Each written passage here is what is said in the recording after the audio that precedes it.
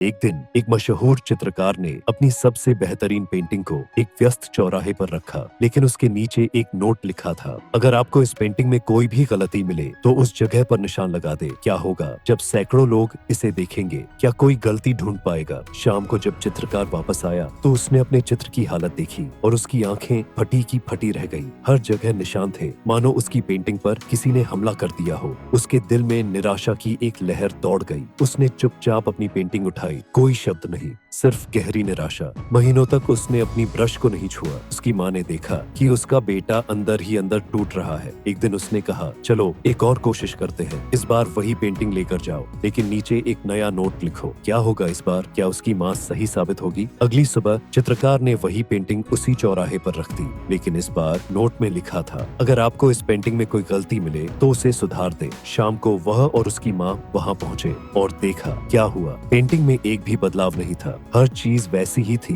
जैसी सुबह थी। चित्रकार की आंखों में हैरानी थी, लेकिन उसकी माँ के चेहरे पर एक समझदारी भरी मुस्कान भी। उसने कहा, देखा, कोई भी मूर्ख गलतियां ढूंढ सकता है, लेकिन बहुत कम लोग होते हैं जो उन्हें सुधार सकते हैं। अतः उन लोगों की राय लेने का कोई मतलब नहीं है जो सिर्फ दूसरों में कमी ढूंढते हैं और उन्हें नीचा दिखाना चाहते हैं, जबकि उनके पास न तो समय होता है और न ही खुद को सुधारने का ज्ञान। ये जो विक्रम और बेताल की कहानी है, आपने जरूर सुनी होगी। राजा विक्रम को एक तपस्वी ने आदेश दिया था कि वह एक अज्ञात पेड़ पर लटके बेताल को पकड़कर उनके पास लाए। राजा विक्रम साहसी थे, तो उन्होंने आदेश का पालन किया और बेताल को पकड़ लिया। लेकिन जैसे ही वह बेताल को पकड़कर वापस ले जाने लगे, बेताल ने एक शर्त रख दी। वह रास्ते में एक कहानी सुनाई और अंत में राजा विक्रम से एक सवाल पूछेगा। अगर राजा ने उसका सही जवाब दिया तो बेताल पेड़ पर वापस उठ जाएगा, लेकिन अगर राजा जवाब नहीं देगा तो बेताल उन्हें मार देगा। अब बेताल राजा को हर बार रहस्यमय कहानी सुनाकर जवाब देने पर मजबूर करता था और जैसे ही राजा जवाब देते वह वापस पेड़ पर लौट जाता था। मैं आपको यह कहानी इसलिए याद दिला रहा हूँ क्योंकि हमारा मन भी एक बेताल जैसा है। हमें अपने लक्ष्य तक पहुँचने के लिए किस बेताल रूपी मन को लेकर चलना होता है। रास्ते में यह मन हमें कई कहानियाँ सुनाएगा और ऐसी स्थितियाँ पैदा करेगा जिनमें हम उलझ सकते हैं। अगर हम इन स्थितियों का जवाब देने लगेंगे या इनमें फंस जाएंगे तो हमारा मन हमें फिर से वही वापस ले आएगा जहाँ से हमने शुरू किया था।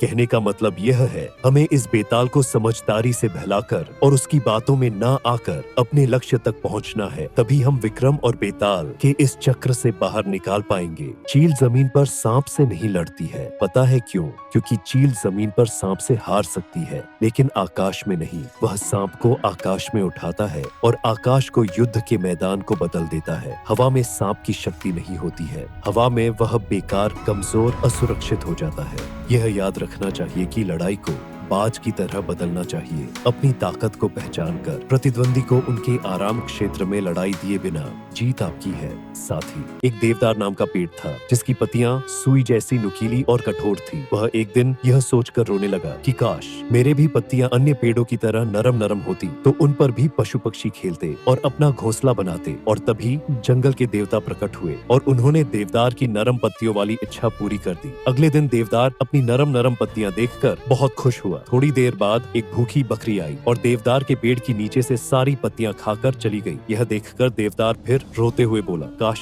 मेरे सोने की पत्तियां होती तो बकरी उन्हें नहीं खा पाती। जंगल के देवता ने उसकी बात सुनी और मुस्कुराकर उसकी यह इच्छा भी पूरी कर दी। अगले दिन देवदार अपनी सुनहरी चमकती हुई पंक्तियां देखकर बहुत खुश हुआ। थोड़ी देर बाद दो चोर आए और उसकी सारी पत्तियां तोड़कर ले गए। देवदार फिर रोने लगा और तभी दोबारा देवता प्रकट हुए। उन्हें देखकर देवदार ने उनसे हाथ जोड़कर कहा, हे देवता, मुझे अपने कठोर नुकीली पत्तियां ही वापस दे दीजिए। उन्हें कोई बकरी खाती थी न कोई चोर चुराता था, वह सबसे अच्छी थी। देवता बोले, अब तुम्हारे समझ में आया कि जो ईश्वर देते हैं उसी में खुश रहना चाहिए। अगले दिन देवदार की पुरानी नुकीली पत्तियां उसकी टहनियों पर वापस आ गई। नेपोलियन बोनापार्ट कहते हैं, अगर आप 100 शेरों की आर्मी का लीडर एक कुत्ते को बनाते हैं तो जंग में सभी शेर एक कुत्ते की तरह लड़ेंगे और मरेंगे। लेकिन अगर आप 100 कुत्तों की आर्मी का लीडर एक शेर को बनाते हैं तो सभी कुत्ते शेर की तरह लड़ेंगे और जीतेंगे। ऐसी और बातें जानने के लिए टॉक्स विद AK को फॉलो करें।